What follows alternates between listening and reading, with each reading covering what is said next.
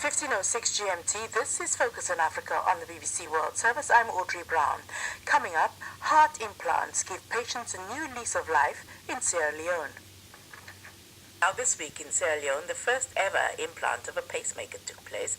The UK charity Pace for Life and their US counterparts, Michigan University's project Your Heart, My Heart, have carried out a number of operations in the country. The BBC's Umaru Fofana went to see how these second-hand devices are giving people a second lease of life in Freetown. The sound of a patient's heartbeat at the Churcham Hospital in Freetown as she recovers from a pacemaker implant. She is one of the first batch of 9 patients receiving the life-saving device, which stimulates the heart muscles and regulates its contractions. They could not afford the procedure abroad, which would have cost each of them around $10,000, and they waited as their life's clocks ticked away. Now, there are certain features here that because we did not test them. Professor Thomas Crawford of the University of Michigan is one of the medics collaborating with the UK charity Pace for Life. Here, they are following up on the patients a day after the implants. The patient is doing very well today. I think that the lady feels much better already. I think the gentleman hasn't really gotten out of bed to notice much difference yet, but certainly the devices are checking out well.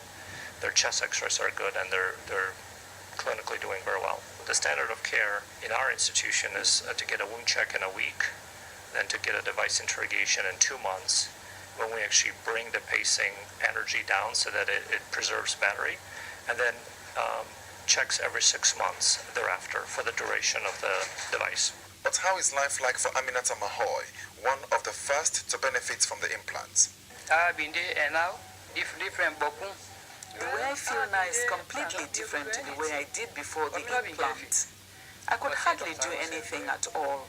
I had lost faith. In fact, when I was admitted on Sunday, I passed out shortly after eating.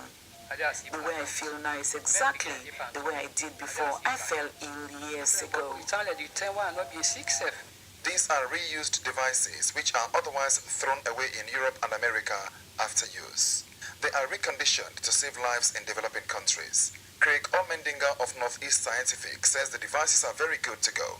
What we've done is we've applied all of the standards and the FDA regulations to pacemakers. So over a period of about 3 years, we validated the process of cleaning, testing, and re-sterilizing the pacemakers. We're looking for any residual left on the device. We're looking for anything that might cause a problem in reimplantation. So, we've eliminated any of those issues. Some of them are change-outs, and some of them are from patients that have passed away. Most of them are donated by the families. The visiting medics are here for only a few days. One of them is Zahia Yusuf, a professor of cardiology at the University Hospital in Wales. We're quite happy to supply pacemakers now for the indigenous team to continue implanting the pacemakers.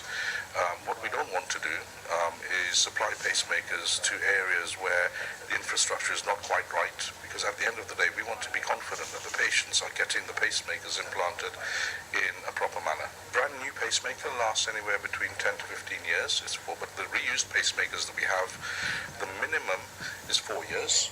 Usually they last for about anywhere between 8 to 10 years.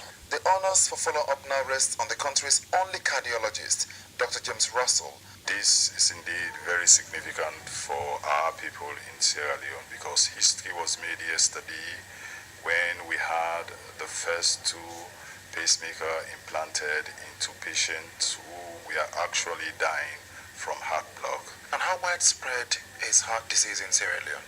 Heart disease is indeed one of the leading causes of death in Sierra Leone, and cardiovascular disease complications related to it from hypertension is highly on the increase, and that's the reason why we are seeing related complications from heart disease.